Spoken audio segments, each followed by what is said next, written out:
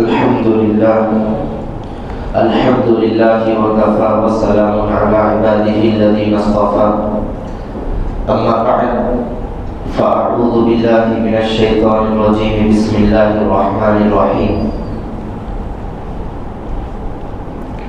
وأقيموا الصلاة وآتوا الزكاة واركعوا مع الراكعين أتأمرون الناس بالبر وتنسون أنفسكم وأنتم تتلون الكتاب أفلا تعقلون واستعينوا بالصبر والصلاة وإنها لكبيرة إلا على الخاشعين الذين يظنون أنهم ملاقو ربهم وأنهم إليه راجعون. محترم و مکرم حضرات، گزشتہ ہفتہ آیت نمبر 40 شروع ہوئی تھی اور بنی اسرائیل کا تذکرہ اللہ رب العزت شروع کیے تھے. بنی اسرائیل حضرت یعقوب علیہ السلام کی اولاد میں سے ہے. اللہ رب العزت اوپر کی آیتوں میں بنی اسرائیل کو ایمان کی طرف دعوت دی تھی. ایمان کا تذکرہ اور عقائد کا تذکرہ ہوا تھا کہ قرآن مجید کے اوپر ایمان لاؤ اور قرآن مجید کا انکار مت کرو اور جو قرآن کریم کے احکامات ہیں ان میں رد و بدل نہ کرو، یعنی غلط کو غلط سرد نہ کرو. چند دینار اور درہم کے لیے، پیسوں کے لیے لوگوں سے ڈر کر غلط سرد مت بیان کرو. اور اللہ رب العزت بنی اسرائیل کو ان کے اوپر جو جو انعامات کیے تھے ان انعامات کو یاد دلا کر ایمان لانے اور نیک کام کرنے کی طرف دعوت دی ہے.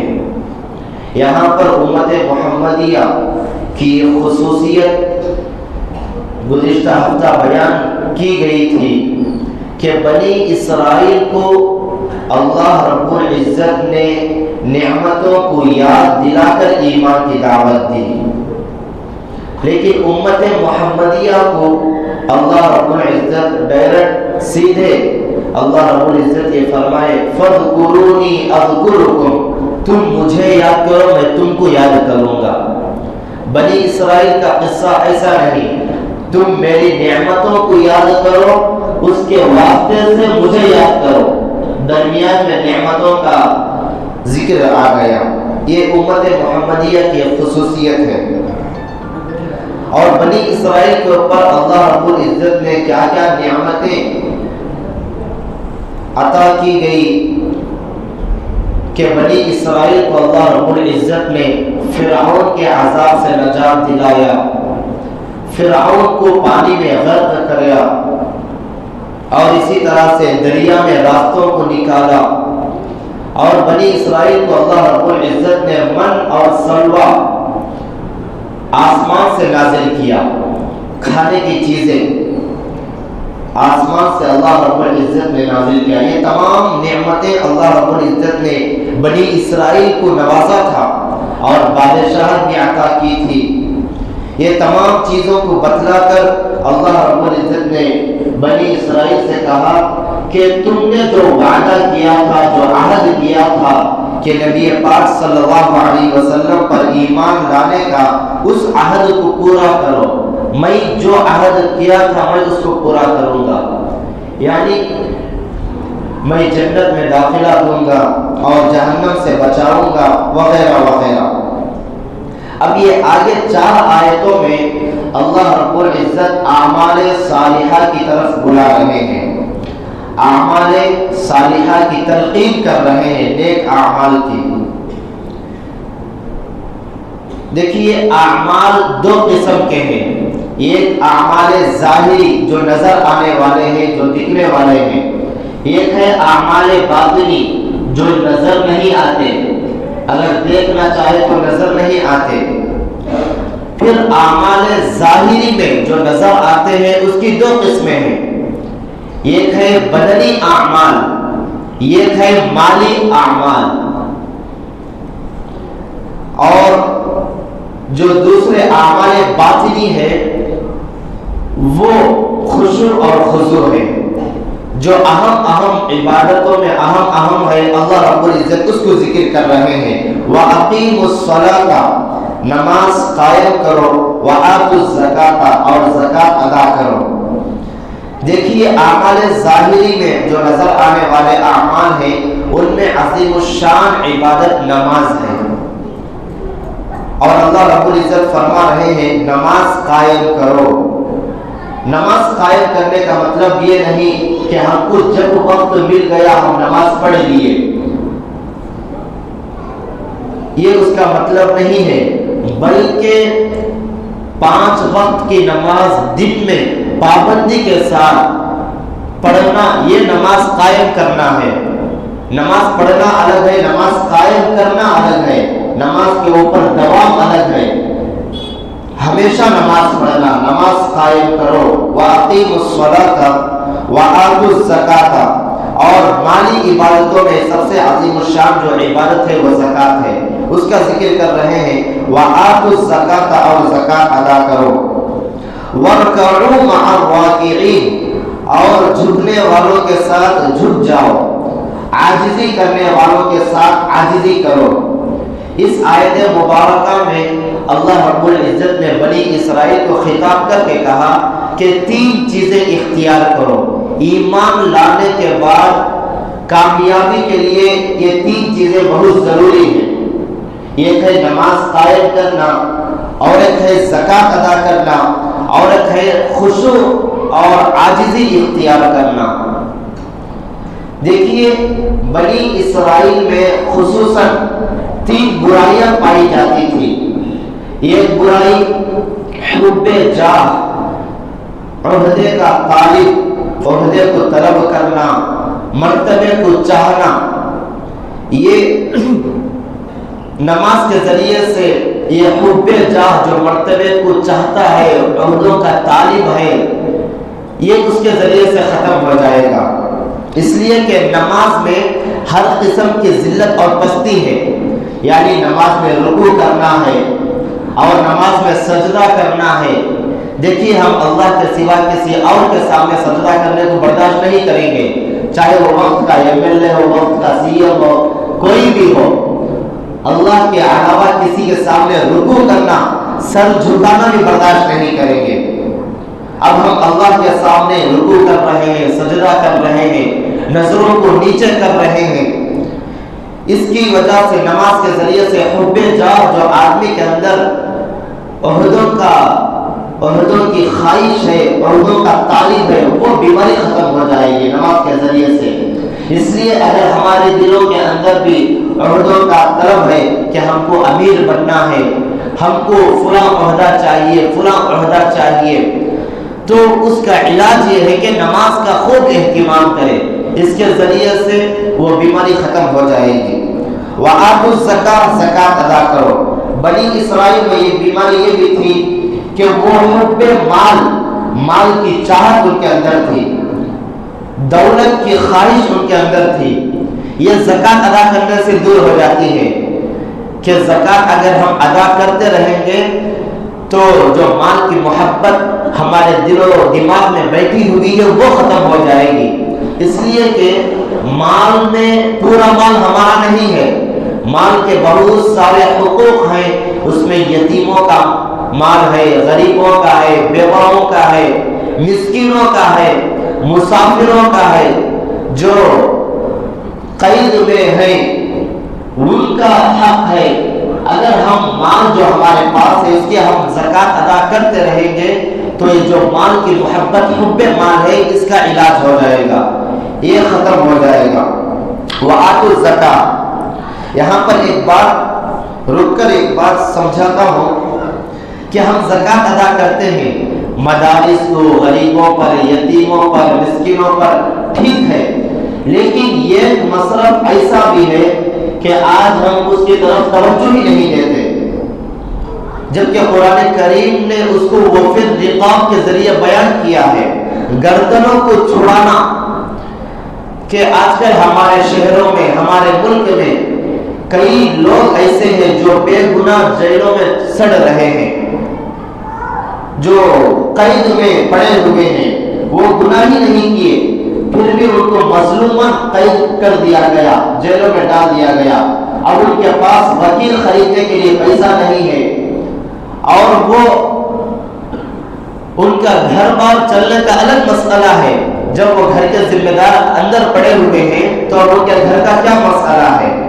ہمارے مسلمان جو زکوٰۃ دہندہ ہے، زکوٰۃ ادا کرنے والے ہیں، ان کا اس طرف دماغ ہی نہیں جاتا، جبکہ زکوٰۃ کے جو مصرف ہیں، مدارس، یتیم، غریب، اس میں سے ایک اہم مصرف یہ بھی ہے کہ جو جیلوں میں پڑے ہوئے ہیں معصوم، جو وہ گناہ ہی نہیں کیے، قتل ہی نہیں کیے، ان کے اوپر الزام لگا کر اندر کر دیے، چوری ہی نہیں کیے، الزام لگا کر اندر کر دیے، ان کو چھڑانے کا مصرف بھی زکوٰۃ کا ایک اہم مصرف ہے۔ تو ہمارا فریضہ بنتا ہے کہ اگر ہم خود چاہے تو وہ کام کرے کہ جو غریب ہے ان کے لیے ایک وکیل کو رکھے، ان کا جو مقدمہ ہے وہ لڑے، ان کو باہر کرے۔